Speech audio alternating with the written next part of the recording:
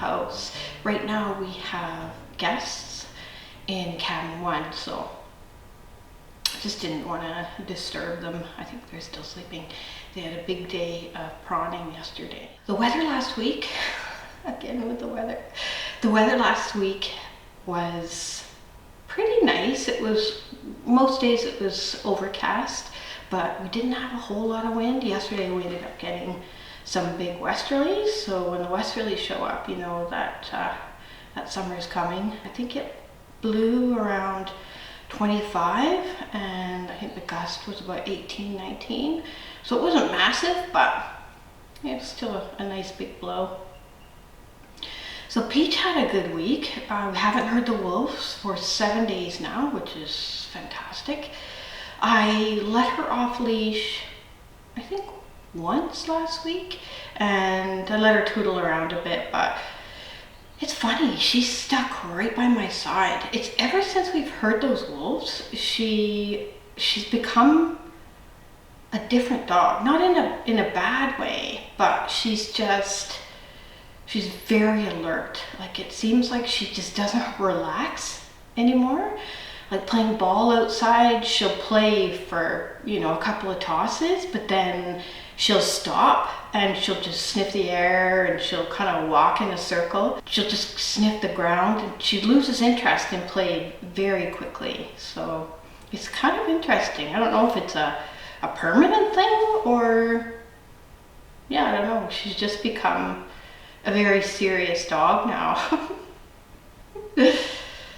Yeah, I don't know why. It's funny. It's kind of funny to watch. But in the last probably, I don't know, a couple of months or so, I've had a lot of comments, questions about bears and cougars and wolves, so and how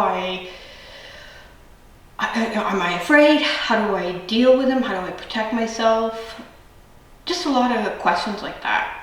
A lot of people have said I'm crazy to live out here by myself most of the year.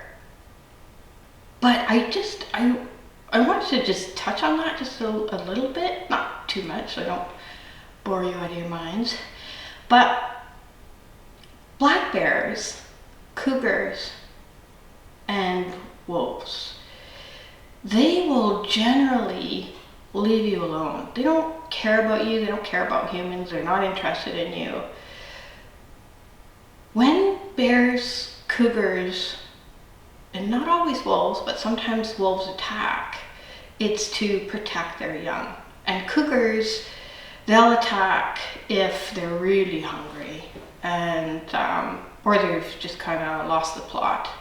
If they've gone a little wacko, or they're ill, sorry, yeah. I guess more if they're ill than gone wacko, but if they're ill, then there's a higher chance of them attacking a human. But in general, they just leave you alone.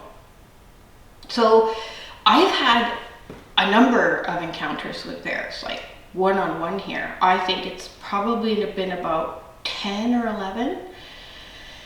And I can tell you without a doubt, and there's always that off chance that a bear, a cougar, or a wolf is going to be unpredictable. So if you're ever out, you know, in the wilderness or in bear country, you should always prepare to protect yourself from a bear. Always, hands down. Don't rely on running into a bear that acts normally. Saying that, I've had a number of encounters with bears, and 9 times out of 10, they just don't care about me at all. They'll look up, they'll look at me, and they'll just go right back down to eating their grass. If I see a bear, I don't hang around. Like, I'm not gonna keep working outside. If there's a black bear on the property and I'm unable to scare it away, I'm going inside. I'm not gonna continue splitting wood while a black bear is eating grass, 50 feet from me. But most of the time I can successfully scare them away. A lot of times I just choose to go into the cabin. Like, when the bear comes out from hibernation, I just choose to go into the cabin and let him eat. I mean, that bear has been sleeping for months. He's hungry, so I'll just chill in the cabin and let him fill his belly. So, you know, there are cases where I want to scare him away, and there are many where I don't. So I thought I'd tell you a story, well, a couple of stories where I encountered bears here. Most of you may know that we get our wood from the ocean. So there was one day where I had kayaked out and I had grabbed a log, and I was kayaking back into the bay in front of the house. So I was probably about 15-20 feet from shore, and I was looking up at the hill, and I saw there were about 4 deer there eating. And at that point, they knew me. You know, I could walk right by them and they would look at me and just go back to what they're doing because they knew I wasn't going to harm them. So on that particular day, I was looking up at the hill and I saw there were multiple deer. There's probably 4 deer, so eating. All of a sudden, their heads, their bodies stiffened and their heads went up, and within a second, they just bolted and they were gone. And I knew it wasn't because of me, because they never run from me. So in my mind, I immediately thought, bear. And so I dropped the logs. I had the log on a tie. So I dropped the tie into the water and I started rowing backwards because I was very close to shore. And I had rowed backwards about 5 feet maybe, and I looked up, and to my left I saw a bear come running down the hill right onto the shoreline, right where I was just about to dock the kayak. So my heart stopped, because it's still scary. Like, even though, you know, they're not interested in you, it's still a scary experience. So I just stopped. I stopped rowing, I stopped moving, because bears can swim faster than you can row a kayak. So I just stopped. And the bear, he didn't see me at first, so he was just running. So I was here, and the bear was just running along the shoreline. All of a sudden, at the corner of his eye, he saw me, and he stopped, and he looked over, and he looked at me, and then he literally did a double take. What? And he just watched me for, it felt like a minute, but I'm sure it was only seconds, but longer than a bear would normally watch. And then he instead of continuing along the shore, he started going back along the shore, and he booked it. Like, he ran all along the shoreline right up to my cabin. And at this point, Buttercup was still with me, and she was in the cabin, thank goodness. So he ran up to the cabin, and I lost track of him. I couldn't see him. So I ended up rowing back, because where I bring the kayak to land to put it away is right in front of my cabin. So what I did is I rescued the log that I dropped. I just quickly grabbed it and then brought it to shore, hopped out of my kayak, tied it up, and hopped back in my kayak. And then I went back down, and I kayaked back and forth in front of my cabin for like probably 30 minutes, just to make sure that bear had moved along. And I'm sure he was long gone, because by the time I got back to shore, I got out of the kayak and put the kayak away, there was no trace of him. So yeah, so that's one. Another experience I had with a bear here is just kind of the same scenario, except I wasn't in a kayak. The owners were arriving for a visit, and a lot of times the owner will find stray logs just floating in the ocean on their way here. So he'll just put a staple in it, tie it up, and bring it to the property. So when I see them arriving, if they have a log at the back of the boat, then what I do is I walk down to the shoreline, and I, get my rubber boots on, and I wade in, and he tosses me a line, and then I just pull the log in, tie it up. So they had pulled up, and they were getting the lines ready. And I was like, hi, how are you guys? And they're like, good. And all of a sudden they all stopped and they looked up. And I was just like, okay, give me the line. And then the youngest girl, she's like, Amanda, there's a bear behind you. And I was like, you're so funny, ha ha ha. Because I thought they were just trying to trying to freak me out.